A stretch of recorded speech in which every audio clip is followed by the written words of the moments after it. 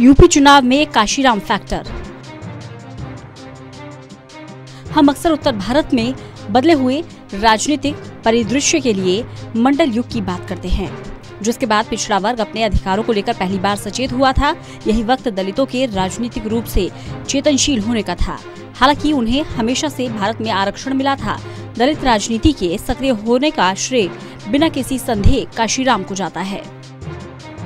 राजनीतिक दलों के नेता जिनके साथ यूपी के मुख्य दावेदार बीजेपी और सपा ने चुनावी संभावनाओं को बढ़ावा देने के लिए गठबंधन किया था, उनमें कुछ समानता है। ओम प्रकाश राजभर, संजय निषाद और सोनलाल पटेल सभी को बीएसपी संस्थापक काशीराम का अनुयायी माना जाता है। काशीराम आज भले ही बीएसपी के प्रतीक हैं, लेकिन उनके शिष्य उत्तर प्रदेश की राजनीति में फैले हुए हैं। उनमें से कई ने यूपी की जाति आधारित राजनीति में महत्वपूर्ण खिलाड़ी बनने के लिए अपना खुद रास्ता बनाया। विभिन्न पार्टियों में दलित नेता। इस समय प्रदेश में दलित नेताओं की बात की जाए तो बीएसपी प्रमुख मायावती सबसे बड़ी नेता के तौर पर सामने आती हैं। वहीं प्रदेश की पहली दलित महिला मुख्यमंत्री हैं और 4 बार इस पद पर रही हैं। इसके अलावा किसी भी पार्टी के पास इतना बड़ा चेहरा नहीं है। हालांकि बीएसपी में दलित नेताओं की एक लंबी लिस्ट है, लेकिन मायावती के नाम के आगे वे उभर नहीं पाते। बीजेपी के पास सुरेश पासी, रमापति शास्त्री, गुलाब देवी और कौशल किशोर जैसे नेता हैं। इसके अलावा विनोद सोनकर हैं, जो बीजेपी अनुसूचित जाति मोर्चा के अध्यक्ष हैं। कांग्रेस के पास पीएल पुनिया, अशोक प्रसाद, कमल किशोर, भगवती चौधरी, राधेश्याम कनौजिया जैसे नेता हैं। वहीं चंद्रशेखर आजाद की अपनी अलग आजाद समाज पार्टी है। समाजवादी पार्टी में अवधेश प्रसाद, सुशीला सरोज, उषा वर्मा, अनिल दोहरे, इंद्रजीत सरोज जैसे नाम हैं। सबकी नजर दलित वोट बैंक पर। उत्तर प्रदेश में 7 चरणों में होने वाले चुनावों की शुरुआत पश्चिमी उत्तर प्रदेश से हो रही है। पश्चिमी उत्तर प्रदेश, जहां पर आंकड़ों के मुताबिक 21% से ज्यादा दलित मतदाता हैं। ऐसे में ये माना जा सकता है कि 5 में से 1 मतदाता दलित समाज से आता है। इसी वजह से दलित मतदाता खास तौर पर पश्चिमी उत्तर प्रदेश में किसी भी राजनीतिक दल की जीत और हार सुनिश्चित करने में बड़ी भूमिका निभा सकता है। पिछले चुनावों के नतीजे भी यही बयां कर रहे हैं। दलित जातियां और प्रभाव। देश में जाति आधारित जनगणना होती नहीं है, लेकिन दावों के अनुसार भारतीय लोकतंत्र में सबसे ज्यादा हिस्सेदारी ओबीसी समुदाय की है। इसके बाद सबसे ज्यादा संख्या दलितों की है। माना जाता है दलित वोटर 22% है। इनमें भी सबसे ज्यादा 55% के करीब जाटव हैं और 45% गैर जाटव। दलितों की कुल 66 उपजातियां हैं। इनमें से 55 का संख्या बल ज्यादा नहीं। कुछ जिले दलितों के प्रभाव वाले हैं। जाटवों का प्रभाव आगरा, आजमगढ़, जौनपुर, बिजनौर, सहारनपुर, गोरखपुर, गाजीपुर में देखने को मिलता है। वहीं सीतापुर, रायबरेली, हरदोई, प्रयागराज और लखनऊ में पासी, बरेली, सुल्तानपुर, गाजियाबाद में कोरी, धोबी जातियों की संख्या ज्यादा है। जिसकी आरक्षित सीटें उसकी सत्ता। प्रदेश में 403 में से 86 विधानसभा सीटें आरक्षित हैं। पिछले कुछ चुनावों को देखा जाए तो साफ है कि इस पर जिसका कब्जा हुआ है उसी को यूपी में सत्ता मिली। 2007 में बीएसपी ने 62 रिजर्व सीटें जीतकर पूर्ण बहुमत की सरकार बनाई। उस समय सपा के खाते में 13 तो बीजेपी के खाते में 7 सीट आई, जबकि कांग्रेस के खाते में 5 रिजर्व सीट आई थी।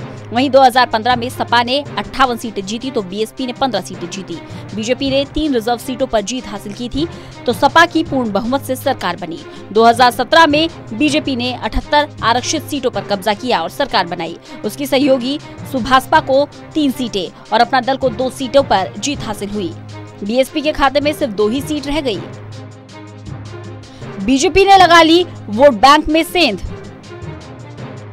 बीजेपी नेता और योगी सरकार में आयुष मंत्री रहे धर्म सिंह सैनी इस बार सपा के टिकट पर चुनाव लड़ रहे हैं, तो बीएसपी के मुकेश चौधरी और जगपाल तो बीजेपी के टिकट पर मैदान में हैं। कांग्रेस के दोनों विधायक नरेश सैनी बीजेपी में चले गए हैं। तो मसूद अख्तर ने भी इमरान मसूद के साथ कांग्रेस छोड़ दी है। इमरान के जुड़वा भाई नोमान मसूद ने भी कांग्रेस छोड़ बीएसपी का दामन थाम लिया है। पार्टी ने उन्हें टिकट भी दे दिया है।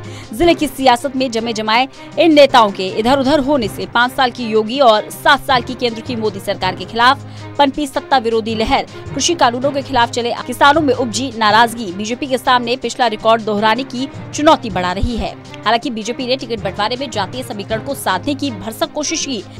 राजनीतिक विशेषज्ञों का कहना है कि इस बार 2013 जैसा जाति और धार्मिक ध्रुवीकरण की गुंजाइश नहीं दिख रही, इसलिए हालात थोड़े बदले हुए हैं। कांग्रेस की नजर दलित कोर वोट बैंक पर। उत्तर प्रदेश में 3 दशक से ज्यादा समय से सत्ता का वनवास झेल रही कांग्रेस को सूबे में दोबारा से खड़ा करने की जिम्मेदारी प्रियंका गांधी के कंधों पर है। कांग्रेस की नजर दलित कोर वोट बैंक पर है। कांग्रेस अब यूपी में दोबारा से दलित वोटों को जोड़ने की मुहिम पर है। इसी के लिए कांग्रेस ने राहुल और प्रियंका गांधी के साथ देश में इकलौता दलित सीएम चरणजीत सिंह चन्नी के जरिए साधने की रणनीति बनाई है। हाल ही में चरणजीत सिंह चन्नी पंजाब के सीएम बने हैं। उन्हें यूपी के चुनावी रण में उतारकर कांग्रेस ने दलित वोटों को दोबारा से अपने पाले में लाने की कवायद की है। दलित मतों में रावण की सेंधमारी। 2017 में जिले के शब्बीरपुर गांव में ठाकुरों और दलितों के बीच हुई जातीय हिंसा के बाद उभरे भीम आर्मी के चंद्रशेखर आजाद रावण अब दलित वोट बैंक में बीजेपी और बीएसपी के साथ एक और हिस्सेदार बन गए हैं। चंद्रशेखर सहारनपुर के ही रहने वाले हैं और पश्चिमी उत्तर प्रदेश से लेकर पूरे यूपी में दलित युवाओं के आइकन बनते जा रहे हैं। चंद्रशेखर की राजनीतिक पार्टी आजाद समाज 2022 का चुनाव लड़ रही है। कई सीटों पर अपने प्रत्याशी घोषित कर चुकी है। चंद्रशेखर खुद मुख्यमंत्री योगी आदित्यनाथ के खिलाफ गोरखपुर से चुनाव लड़ने की घोषणा कर चुके हैं। इन सबसे सहारनपुर ही नहीं, पूरे यूपी में जातीय और सियासी समीकरण तेजी से बदलते दिख रहे हैं। प्रदेश में करीब 4 करोड़ दलित मतदाता। बहरहाल दलित एक बड़ा वोट बैंक है और निर्णायक भी होता है। रिजर्व सीटों की अपनी अहमियत है। उसमें दलितों के साथ दूसरी जातियों को जोड़कर जीत हासिल होती है। जो दलित वोटों के साथ अन्य जातियों को जितना जोड़ पाता है उतना ही फायदे में रहता है। और ये सारी स्थिति 2 महीने में आने वाले रिजल्ट से साफ हो जाएगी। Special desk, total news.